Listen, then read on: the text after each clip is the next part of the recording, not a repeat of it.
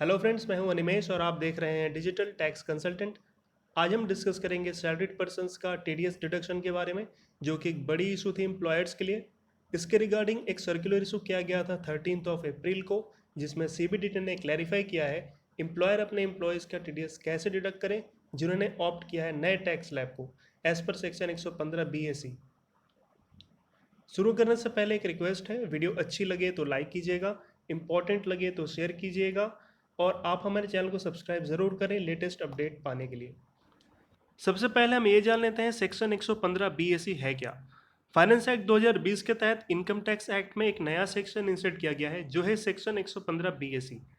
इस सेक्शन में इंट्रोड्यूस किया गया है नए टैक्स स्लैब रेट्स को, जहां 2.5 लाख तक के इनकम पे टैक्स निल, 2.5 लाख से 5 लाख तक 5%, 5 लाख से 7.5 लाख तक 10%, 7.5 से 10 लाख तक 15%, 10 लाख से 12.5 लाख तक 20%, 12.5 से 15 लाख तक 25% और 15 लाख के ऊपर के इनकम पे 30%।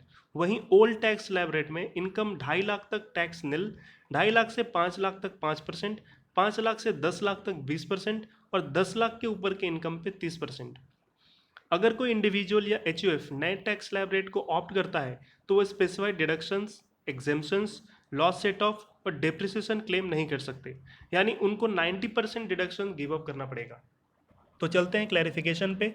यहाँ से यहाँ तक क्लैरिफिकेशन की इंट्रोडक्शन दी गई है।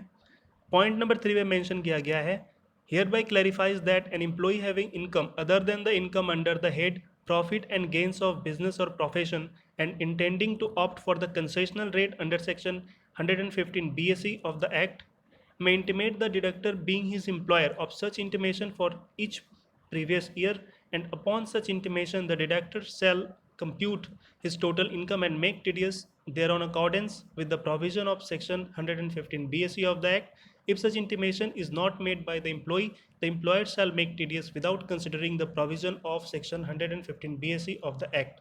यानी अगर किसी एम्प्लॉय की इनकम सिर्फ सैलरी बेस्ड है और वो बिजनेस एंड प्रोफेशन से कोई इनकम रिसीव नहीं करते और नए स्कीम को ऑप्ट करना चाहते हैं, इसके लिए एम्प्लॉय को हर एक फाइनेंशियल ईयर में एक इंटीमेशन देना होगा अपने एम्प्लॉयर को, ताकि उनका टीडीएस डिडक्ट कर सके एज पर सेक्शन 115 BAC, यानी नए स्कीम पे।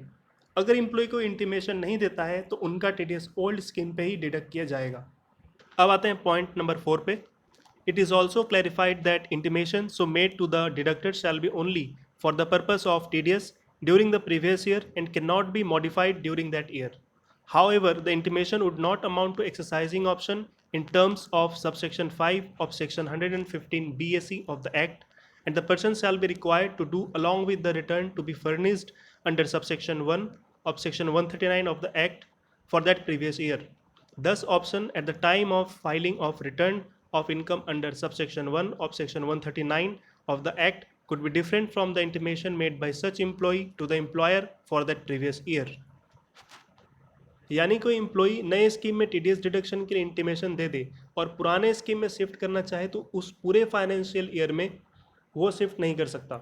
इंटीमेशन देने के बाद ये नहीं माना जाएगा कि एम्प्लॉई ने स्कीम को ऑप्ट किया है, यानी एम्प्लॉई को सेक्शन 115 BAC सब सेक्शन 5 के अंडर नए स्कीम में सेक्शन 139 सब सेक्शन 1 के अंडर अपनी इनकम टैक्स रिटर्न फाइल करते वक्त न्यू टैक्स स्लैब रेट्स को ऑप्ट करना होगा।